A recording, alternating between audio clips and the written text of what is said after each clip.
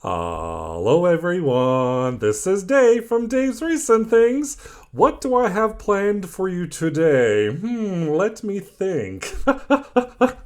Today is actually a nice, easy, simple, classic wreath using one of my favorite materials, which is burlap, doing one of my favorite methods, which is the pull-through ruffle, which is a perfect method for anybody starting out wreath making. It is an easy method. There's no cutting, no measuring, nothing like that. And I'm going to also include how to make a funky bow so we can throw that on there, and how we can change it up so we can take that wreath base from one season to the next.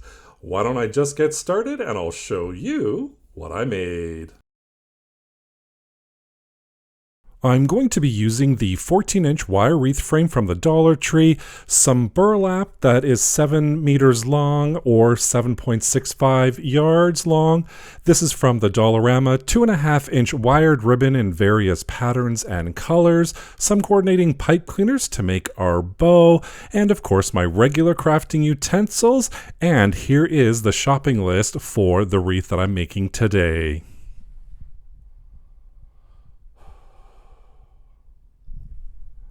I'm going to start off calculating how many inches I need for our wreath. So we have 6 sections that I'm pointing out here, and one of my rolls is that 274. So it's going to be 45 inches long per section of burlap. So what I'm going to do is, once I get that calculation out, I'm going to measure out that 45 inches on my ruler, and then I'm just going to put through a little cable tie and roll it back up so the cable tie is my little marker. Now, to do the pull through ruffle, I'm using the inside hole and the middle hole. I'm just showing you right here. That's where we're going to pull the burlap through on the 2 edges. So I'm taking one of the finished edges and putting it through the inside hole, and the other one putting it through the middle hole. Then I'm going to line it up such that that metal wire that you can see right there is in the middle of my burlap garland. Then what I'm going to do is I'm going to line it up, making sure that wire is right in the center, and I'm going to gather it with my right hand, measure it out, make sure it's nice and even, and then I'm going to gather it together in my left hand. So a nice, really simple, easy way to do this, just gathering it together with your right hand, pulling it through, gathering it and collecting it with your left hand. And what I'm going to do is I'm going to do that same method of procedure up until I come to that 45-inch mark, which is where we have that cable tie. I'm just going to take that out, and I'm going to fluff it up just a little bit and make sure it's how I want it to look, and that's how it is. And then I'm just going to open it up right at the very beginning and put a little bit of hot glue on that wire. This is just going to seal it and anchor it in so it's not going to come out. Now, you don't have to do this. You can do an anchor by a cable tie or a pipe cleaner if you want, or you can just leave it. I've left it before and it works totally fine. Now I'm going to measure out once again because we're going to go into the second section. So I'm measuring out my 45 inches, and then I'm going to add that cable tie, roll up my bundle there, and now we're going to start using our next section. So that cross wire you see right there that I'm pointing, I'm going to go underneath that with the burlap, and then on the opposite side, I'm going to feed through my ends like we did the first time around. So we're feeding one end in that inside hole and that second end in the middle hole, just as I'm showing you right here. Then again, we're going to line up our edges once we feed it through and making sure that wire is right in the middle. And I'm going to pull it with my right hand, and I'm going to gather all that ruffle with my left hand, just like I'm showing you here. So again, we're doing the same method of procedure. We hit that end with our cable tie. We're going to measure it out again, place the cable tie, and now we're going to go underneath that wire, and we're going to do the same method of procedure all over again, gathering with our left and then pulling it with our right hand. So this is a great procedure. No cutting, no real measurement of 70 or 60 or whatever pieces of mesh or of burlap. This is one full roll. And once I get right to the end, I'm going to add a little bit of hot glue again, fold it over, hold it in place until it dries, and then we have our first round all done of our beautiful burlap ruffle. So we're going to take our second roll. Same thing. We're going to measure out that 45 inches, place my cable tie as a marker. We're going to roll that up a little bit again. And now I'm going to work on the middle opening and the outside opening, doing the same thing. So we're feeding one end through the middle, one end through the outer wire. Measure it, make sure it's nice and even, and that wire's in the middle, and then we're just going to continue on pulling and ruffling our wreath. And then we're going to come back once I finish that first section, add a little bit of glue to keep it nice and secure, and then again we're going to move to the next section. First we're going to measure it, we're going to add that cable tie in there as well as our marker for that 45 inches, so it's all nice and even all around. Then we're going to go under that crossbar and feed in our ends just like we did before, lining it up, making sure that wire's right in the center there, pulling it through with our right, gathering it with our left, and once it's all done, we're just going to tickle it a little bit and fluff it up. It's tickle, tickle, tickle. Just fluff up that wreath, and our base wreath is all done. And of course, what are we going to do after we have our base wreath all done? We are going to add a big funky bow. So I'm using 3 different patterns of 2.5 inch wired ribbon.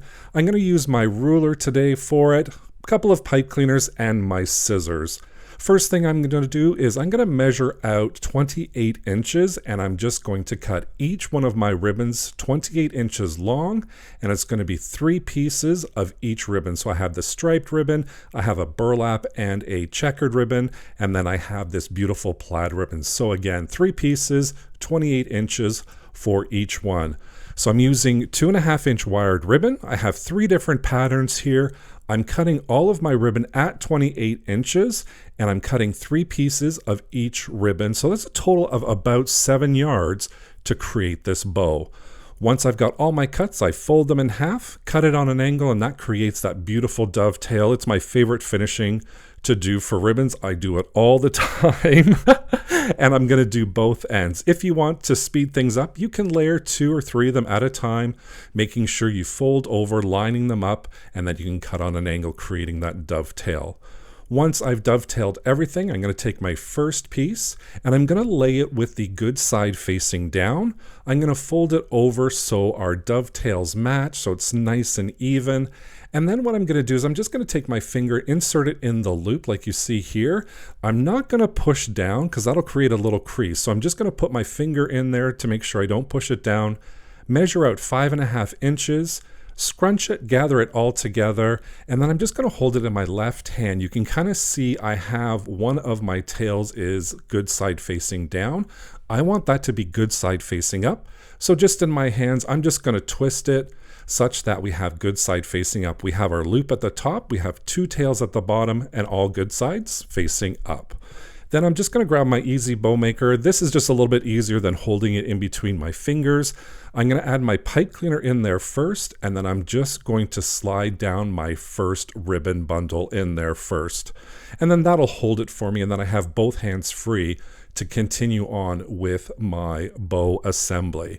So now I'm going to take a different pattern of my ribbon, fold it over in half, measure 5.5 inches from the loop edge, and then we can just slide that right in there. But this time we're going to do opposite loops. So the first one we had the loop at the left.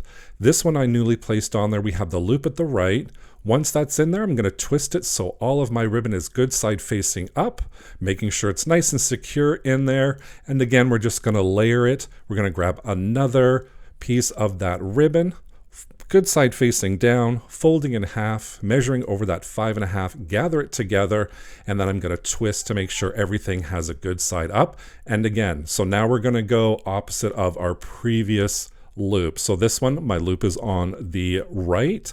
I'm going to place the new one with the loop on the left, and I continuing on adding that ribbon, making sure all of my ribbon is good side facing up. And now we're going to alternate loop on the left and loop on the right.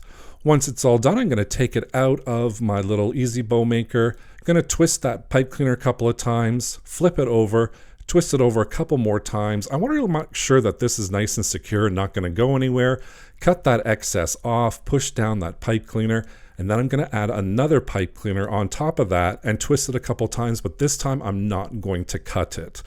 Of course, what time is it now? We all know it is fluffin' time. The best time on Dave's recent things I have is fluffing these bows. And of course, this funky bow, I love making this bow. It makes me smile, and I hope it makes you smile as well. So here is our bow all done, all complete for our wreath. And let me just show you how easy it is to change up your bows. So for this, all I did with that black and cream colored bow is I just took the pipe cleaner, wrapped it around, and then twist tied it. You see, I'm kind of having difficulty undoing it. I can't remember which side I twist tied it on. But here we go. We're going to switch for the season. We're going to take off that black and cream bow, and then I'm going to add this red and cream bow, or red and burlap bow, if you will. This is perfect for maybe Valentine's Day, for Christmas as well. And then you just twist that pipe cleaner all the way around the back, and I'm not going to cut it off the excess. I'm not going to hot glue it down on there because I want to be able to change this up. I want this to be kind of a transitional wreath so I can take it from one season to the next season to the next season, and that base burlap can stay exactly the way it is, and we can just switch up, like I'm showing you here, that beautiful funky bow.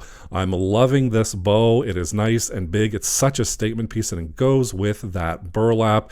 Any bow, any colors that you want. You can do Easter colors, spring colors, summer colors, anything that you want. You can mix and match to this season that you're in. And there we go, our beautiful pull-through ruffle method burlap wreath with that funky bow right on the side there. Loving it and loving how it looks on my door. Thank you so much for watching today. Don't forget, hit that subscribe button so you can be notified whenever I upload a new video. Thank you so much for watching. Take care. Bye for now.